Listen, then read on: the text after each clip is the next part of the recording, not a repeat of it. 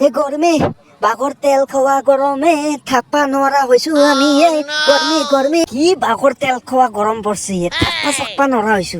পিঠি চিঠি খামচি উঠি বিদ্বাদ হৈ গৈছে এই গৰম চালা কি গৰমে সেই দোস্ত আমি তেতিয়াৰ পৰা বৰফ পুৱাই আছোঁ এতিয়ালৈ ঠাণ্ডাই হোৱা নাই বৰফো পাত্তা নোপোৱা হৈছে ই খাতৰা গৰম পৰিছে অসমত এনা গৰম জিন্দিগীতো পোৱা নাছিলোঁ এই গৰমত মানুহকেইটা মৰবাই লাগব নেকি কি গৰম সেই দোস্ত সপোনতো ভবা নাছিলোঁ এনা খাতাৰনাক গৰম পৰব अरे बाबा इतना गरम दिया गर्मी में रात को नींद नहीं आता रे साला क्या गरम दिया रे बाबा हे इतना गर्मी में नहीं रह सकता रे बाबा अरे साला बारिश को क्या हो गया रे साला बारिश नहीं गिरता रे इतना गर्मी बर्फ भी काम नहीं कर रहा है रे बाबा वाह क्या गर्मी रे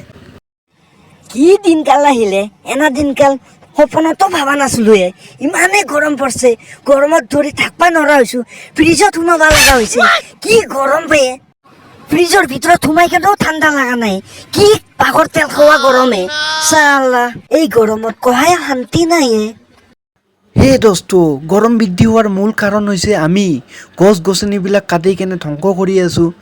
তাৰ কাৰণে গৰম দিনক দিনে বাঢ়ি যাই আছে আমি সময় থাকোঁতে বৃক্ষ ৰোপণ কৰি পৃথিৱীখনক ছেফ ৰাখোঁ আৰু গৰমৰ পৰা ৰক্ষা পাম আহক ৰাইজ আমি সকলোৱে মিলি কেনে বৃক্ষ ৰোপণ কৰোঁ সুন্দৰ সেউজীয়া ভাৰত এখন গঠন কৰোঁ আহক ৰাইজ